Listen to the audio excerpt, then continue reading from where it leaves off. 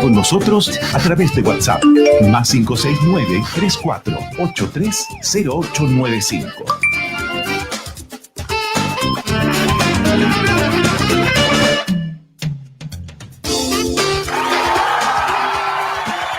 Los lunes habitualmente nos reunimos a esta hora con los ciudadanos conectados, el abogado, ex subsecretario de Telecomunicaciones, Pedro Huichalaf Roa.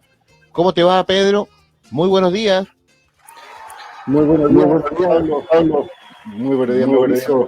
Y saludo también a toda la gente que está escuchando la radio en este momento, aquellos que están en la quinta región, los que escuchan por internet.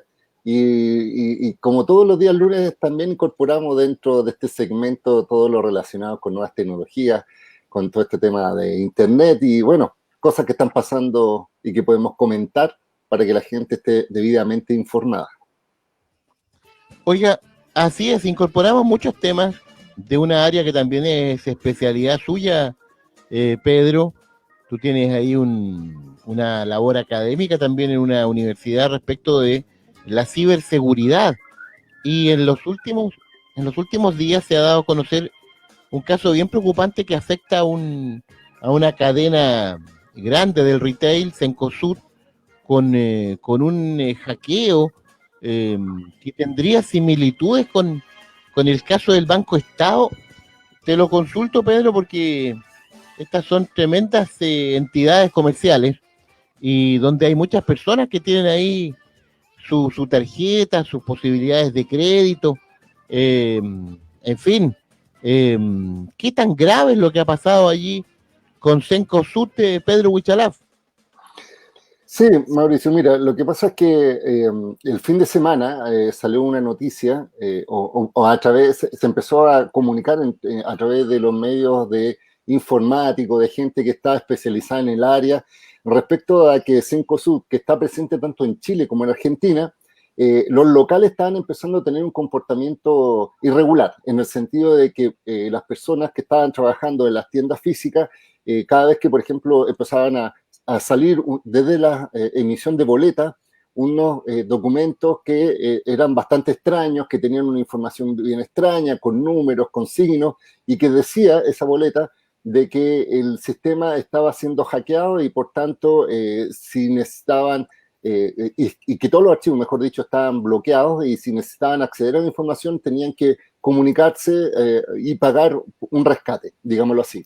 Y posteriormente empezamos a analizar la situación que estaba ocurriendo tanto en Argentina y como en Chile, y efectivamente se verificó, ya tanto en terreno, digámoslo así, por algunas imágenes que sacaban de algunas tiendas, otras que empezaron a cerrar, por ejemplo, en la quinta región, respecto a que había un ataque informático a través de una figura que se llama un ransomware, es decir, un archivo que instalaron en los sistemas internos de Cencosud. Y Cencosud estamos hablando de Jumbo, París, Easy, de esa cadena estamos hablando, y era un ransomware que se llama Egregor, que es una figura, aunque tú no lo creas, es un malware que se contrata para atacar empresas. Es decir, esta modalidad es bien especial, porque en definitiva alguien contrata los servicios de un hacker para que desarrolle un virus y lo destine hacia cierta víctima, digámoslo así. Entonces, gana, no es especialmente el hacker está interesado en afectar, sino que está explotando su desarrollo tecnológico para fines de terceras personas. Y resulta que esto significa en la práctica que este tipo de malware lo que hace es encriptar la información. Estamos hablando de clientes, probablemente de las bases de datos con información, datos propios de la empresa, y los paraliza de tal forma que no pueden acceder. Por ejemplo, si prenden el computador ya no van a poder estar conectados en línea. Por eso en algunos locales, por ejemplo, tú ibas a comprar y te decían, mira, no podemos generar, o sea, te podemos generar la venta, pero solo de boleta y no de facturas. Entonces ahí uno se da cuenta que los sistemas que estaban antes en línea no están funcionando y es porque hay medidas de prevención de apagar. En la práctica, aquí lo que están señalando estos secuestradores virtuales, que si en 3 días, eso es lo que mencionan ellos, no hay un pago de un rescate, ellos liberarán información sensible de la empresa y obviamente mantendrán cautiva esa información. Tal como nosotros lo explicamos, esto es muy similar al Banco del Estado desde el punto de vista de la metodología, Y esto demuestra a su vez, porque hay que analizar por qué sucede, o después hay que hacer un análisis respecto a si esta empresa tan importante como Cencosud tiene los medios suficientes para establecer medidas de prevención y protección frente a ataques de ciberseguridad, y también al mismo tiempo ver cuál fue el factor, el elemento al cual entraron como vulnerabilidad. Algunos mencionan que es porque tenían sistemas informáticos de Windows muy antiguos que incluso ya no tienen soporte, y eso implica un riesgo que obviamente, si la empresa lo tenía considerado y no lo consideraba para efectos de un ataque informático, ahora tenemos las consecuencias. Entonces, es complejo para la empresa. Para el usuario, en teoría, si es que no hay información confidencial de los usuarios, probablemente no debería preocuparlo por sí, pero sí por el sistema de estas grandes tiendas que obviamente sabemos que manejan mucha información, hay mucho dinero de por medio, y hay que ver cómo evoluciona esto y cómo reacciona también el Estado, el gobierno, a través de las distintas alertas de ciberseguridad, y de qué forma también se establece alguna regulación para que ya no sean los privados los que determinen su grado de compromiso de responsabilidad frente a la ciberseguridad, sino que haya estándares mínimos obligatorios, porque al final afectan a un gran mercado del retail y obviamente a los clientes que están detrás. Oiga, Pedro, tremendo tema, tremendo lío, porque de una u otra manera aquí se ven involucradas muchas, millones de personas que son clientes de las diversas cadenas o establecimientos de esta empresa del retail, un tema bien complejo. ¿En qué quedó finalmente, Pedro, el tema del Banco Estado? ¿Qué evolucionó? Mira, el Banco Estado lo que hizo fue no pagar el rescate. De hecho, lo que se hace cuando existe este tipo de virus es lo que se denominan la aplicación de los respaldos de información. Es decir, una buena práctica cada vez que uno tiene un sistema informático es tener la información respaldada cada cierto tiempo, de tal forma de que si hay alguna infección, algún virus, algún malware que afecta al entorno, se borra toda la información y se vuelve a colocar toda la información respaldada. Ahora, si los respaldos tienen muchos días de distancia, digámoslo así, nosotros tenemos toda la información contable y resulta que hace una semana no hacíamos respaldo, se va a perder una semana de información, y eso puede ser muy complejo para una organización de esta envergadura. Siempre se busca que los respaldos sean incluso por horas o por minutos de distancia, y obviamente esto es parte de la buena práctica. En el caso del Banco Estado, supuestamente se eliminó borrando todo y volviendo a colocar los respaldos correctos, aunque hubo algunos grados de afectación de información que se perdió, digámoslo así, pero en el fondo después incrementaron las medidas de ciberseguridad y han actualizado los parches, etc. No siento que hayan salido con alguna responsabilidad personal en algún tipo de funcionario, es decir, me imagino que el jefe de ciberseguridad se mantendrá, o el encargado del área TI, pero no hay que responsabilizarlo tanto a esos funcionarios en particular, sino a que toda la organización, pero también hay que establecer alguna medida para establecer, desde el punto de vista regulatorio estoy hablando, algunos controles o fiscalizaciones, porque es muy fácil decir que los hackers nos atacaron, pero si uno no tiene la medida de seguridad adecuada, es como si uno tuviera una casa con la puerta abierta para que el ladrón llegue y entre. Obviamente la tentación hacia el ladrón, y si los sistemas informáticos son muy vulnerables, probablemente van a ser siempre atacados. Entonces hay que tener un grado de responsabilidad, y ahí es donde nosotros apelamos primero a la cultura de ciberseguridad, segundo a recursos destinados a esta área, que no lo vean como un gasto, sino que como una inversión, y obviamente tener a las personas capacitadas, no tan solo los ingenieros y los informáticos, sino que también incluso a los que trabajan en bodega, a los que trabajan en el despacho, todos los funcionarios, porque al final el ataque de ciberseguridad puede ingresar por el eslabón más débil, que son las personas. Pedro Huichalaf Roa nos acompaña acá en el Twitter Café de Radio Valparaíso, abogado, ex subsecretario de Telecomunicaciones. Pablo Ramírez, adelante, Pablo. Pedro, nosotros estamos en siempre contacto para ir analizando lo que está sucediendo con los equipos tecnológicos. Y fíjense que una de esas informaciones que compartimos es que se revelan 7 aplicaciones fraudulentas que debería eliminar como usuario si las tiene instaladas en el teléfono. Esto es un teléfono inteligente que trae muchas aplicaciones y poca gente, son contados con el dedo de la mano, que cuando compran un celular esperan a que se cargue bien y cuando lo activan tienen que revisar las aplicaciones que trae porque muchas de esas calientan el celular, ralentizan el celular y también se roban la información. Y eso hay que dárselo a conocer a la gente porque la gente lo enchufa, está listo, lo prende y le agrega el número de teléfono y vamos andando para adelante. Es como que si usted comprara un auto y no tuviera aceite en el motor. Sí, mira, efectivamente hoy día todos sabemos que los celulares inteligentes, tanto Android como Apple o en este caso los Mac que están en los celulares, se vinculan con estos centros de distribución de software. Es decir, si uno quiere instalar una aplicación nueva en el celular, tiene que ir a Google Play o en este caso descargar esa aplicación e instalarla.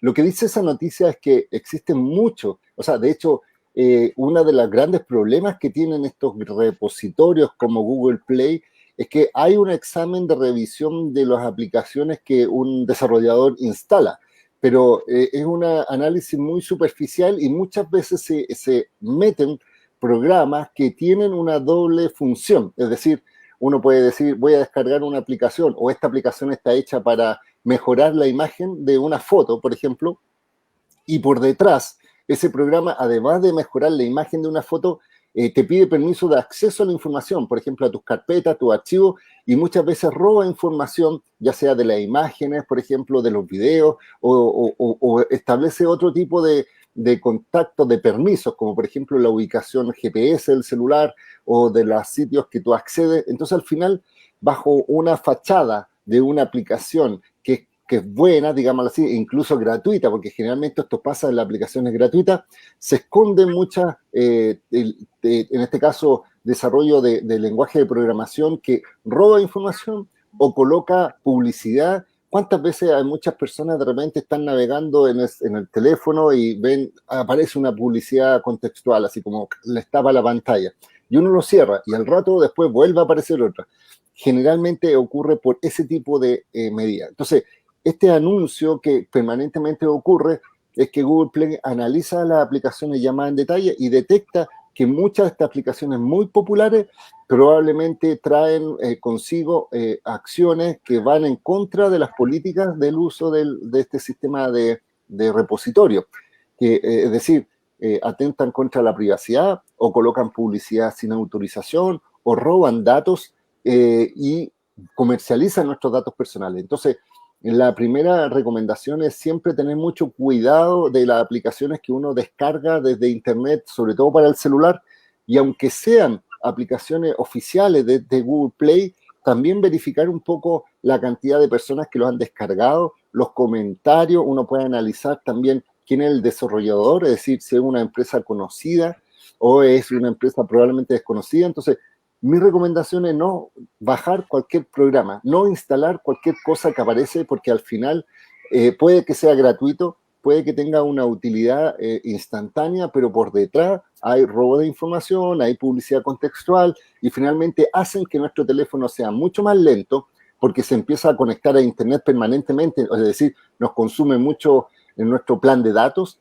calientan el celular porque hacen que el procesador funcione del celular y también ocupan espacio, es decir, uno va a colocar algo y después está llena esta información. Entonces, mi sugerencia es tratar de tener las aplicaciones más esenciales, analizar bien y si es necesario instalarlo, pero insisto, no porque sea gratuito, no tenga un costo asociado a nuestros datos personales. Oiga, Pedro, sí, Pablo. Un datito, para muchas personas que navegan por el Google Play para descargar una aplicación, Google, hay ciertas aplicaciones que las visa y las aprueba con un tic de color celeste. Y a veces tienen 2 tickets, eso porque ya han cumplido todas las normas para Google Play. Y no todas las aplicaciones pueden descargarse, tal como lo vas a conocer. Mucha gente no ve o no lee ese ticket que tiene como visto bueno la aplicación para ser descargada. Sí. Oiga, Pedro, estamos siendo, llamémoslo, observados con todo lo que hacemos, con todo lo que buscamos en Google, las aplicaciones que bajamos, eso ya es conocido. Aquí hay una información, ¿no es cierto?, que manejan todas esas empresas tecnológicas, pero puede llegar a tanto que tengamos espías dentro de nuestros aparatos televisivos, espías dentro de nuestro teléfono que escuchan nuestras conversaciones, Pedro, ¿eso es efectivo? Sí, mira, tal como yo te mencionaba, estas aplicaciones piden permiso para estar en el celular, y los permisos pueden ser acceso a tus archivos personales, acceso al audio del teléfono, incluso al video. Entonces es probable que algunas de estas aplicaciones se activen sin que tú lo sepas y activan en este caso, por ejemplo, la voz, o activan el video y empiezan a grabar y empiezan a escuchar lo que tú hablas, donde dice, o el GPS, empiezan a hacer un seguimiento de tu celular y mandan esa información centralizada hacia un repositorio, y ahí hacen otra información que uno no maneja. Entonces, hay que tener mucho cuidado. Entonces, siempre mi recomendación es que instalen una aplicación y le empiezan a pedir permisos, porque le dan una primera opción, quiero acceder a los archivos. Si esa aplicación no tiene nada que ver con eso, no lo instalen, porque estaría accediendo a información sensible y confidencial que no es necesario que ustedes le den permiso para que funcione. O, por ejemplo, el tema del GPS, o el tema de acceso a los videos o a los archivos personales. Entonces, la recomendación, en primer lugar, es tener esa cultura de ciberseguridad, de entender que es la forma en que estos programas, insisto, te ofrecen un producto gratuito, pero ganan a través de otro tipo de información privada o publicidad contextual. Y la verdad es que hay muchas personas que me han dicho, mira, mi teléfono se pone más lento, está más sobrecargado, se calienta más, y además me mandan a cada rato publicidad, e incluso me dicen, yo hablo con otra persona y a los 5 minutos aparece en Facebook o en Gmail o en cualquier otro lugar, o en Instagram, publicidad de lo que yo recién acabo de conversar.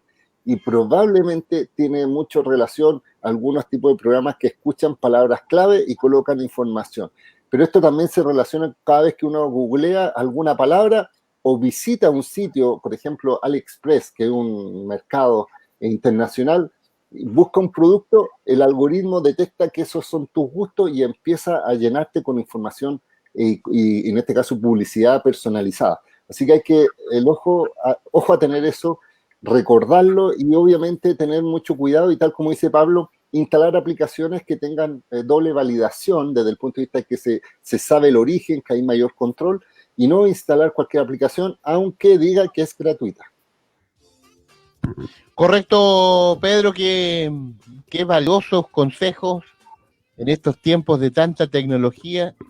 Uno aprecia el teléfono como algo tan útil, como el compañero inseparable, pero claro, ahí hay un tema que hay que tener mucho control con lo que es el manejo de las aplicaciones y de la información.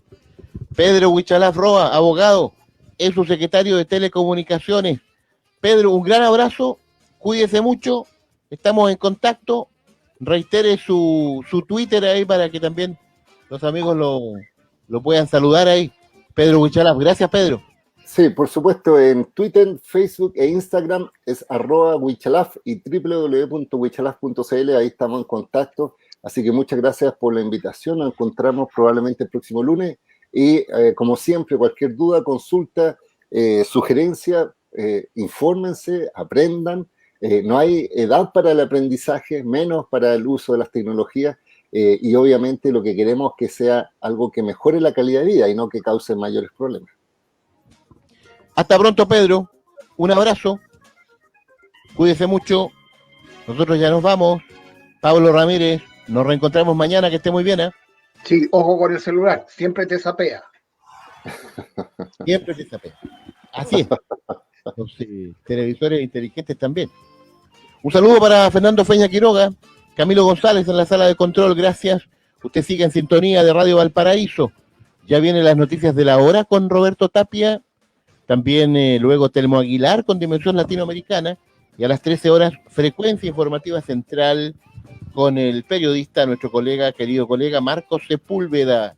En la tarde, 16 horas, Mañana será Historia con Sergio Cabieses, 17:30 horas, Luz Verde con nuestro colega, el periodista Claudio Mardones. Un abrazo, cuídense mucho. Feliz semana. Nos reencontramos mañana a las 9 a.m. en otro Twitter Café en Radio Valparaíso. Un gran abrazo. Twitter Café fue una presentación de Codelco Ventanas, la primera empresa en la región en certificarse en una norma de equidad de género, apostando por la igualdad y la diversidad. El mundo está cambiando y Codelco está cambiando junto a ti. Con la dosis perfecta de Twitter Café en tu cuerpo. Ya estás preparado para el resto de la jornada.